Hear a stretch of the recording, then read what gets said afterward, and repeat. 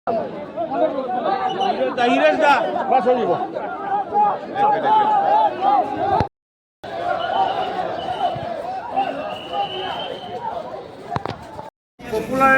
Main কাণ্ডারি হল আমার মাননীয় মুখ্যমন্ত্রী ডক্টর হেমন্ত বিশ্ব শর্মা।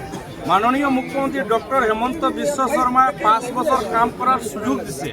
আর এই 5 বছর কাম করার সুযোগ দেওয়ার কারণে আমি আমার ৰাইজৰ ওচৰত পপুলাৰ হব পাৰিছোঁ। মাননীয় মুখ্যমন্ত্ৰী যে ডেভেলপমেন্ট, যে উন্নয়ন, এই বিকাশ যাত্ৰাত আমি একদম সামান্য ভাগিদাৰ আছিলোঁ। আপোনালোকে দেখিছে ৰাতাবাৰী সমষ্টি এটা টাইম আছিলে, মানুহে চুৰি ডাকাতি কিডনেপিং, মানুহ ৰামকৃষ্ণ নগৰ নাম ল'লে নাযায়, চেৰাগী ৰংপুৰৰ নাম ল'লে নাযায়।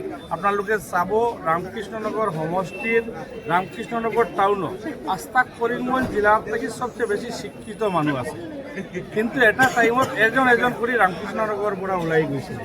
আজি চবে মই কালি ক'ত কেইজন ৰামকৃষ্ণ নগৰৰ বিশিষ্ট নাগৰিক যাৰা শিলচৰত আছে, গুৱাহাটী আছে, ফোনত কথা পাতিছোঁ যে দাদা কালি নমিনেশ্যন দিব, যদি কালি নমিনেশ্যন দিব আমাক আশীৰ্বাদ কৰিবা।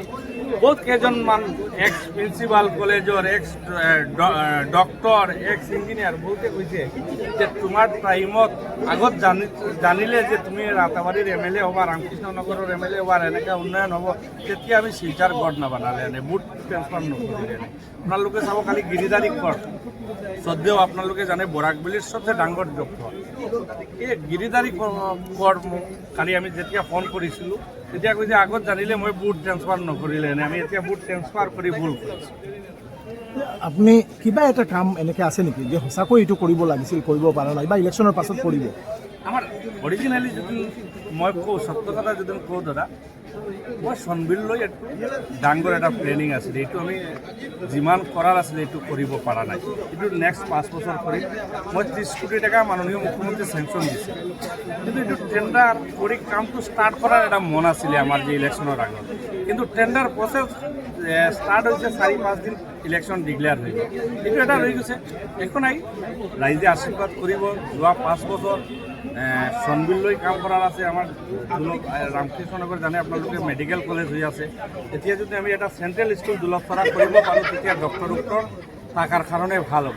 বহুত কেইটামান প্লেনিং আছে আর মাননীয় মুখ্যমন্ত্রী ডক্টর হেমন্ত বিশ্ব শর্মার নেতৃত্বে এইবিলাক কাম হৈ যাব। আজি যদিও কোৱাটো ঠিক নহয়, আপুনি যিহেতু নেক্সট টাইম 3বাৰ হৈ যাব ইলেকশ্যনত জিকা, মেডিকেল কলেজ পাই পেলাই আপুনি মন্ত্ৰিত্ব বিচৰা নাই, কিন্তু নেক্সট টাইম মন্ত্ৰিত্ব বিচাৰিব নেকি? নালাগে, আমি বিচাৰোঁ যে যি আছে এইজনেই থাকক। আমি মাননীয় মুখ্যমন্ত্রী ডক্টর হেমন্ত বিশ্ব শর্মার দলত MLA হৈ কাম করার বেশি মন আছে আমার। মন্ত্রী হৈ আমার ইমান ডিমান্ড নাই, মই একদম সাধারণ ঘৰৰ ল'ৰা, মানে পালেতো এৰি নিদিয়ে। সাধাৰণ ঘৰৰ ল'ৰা। ভারতীয় জনতা পার্টি আর মাননীয় মুখ্যমন্ত্রী আমাক 2বার MLA বনাইছে, এতিয়া 3বার MLA হওক, এটা কি বেশি আমি আশা নকৰোঁ।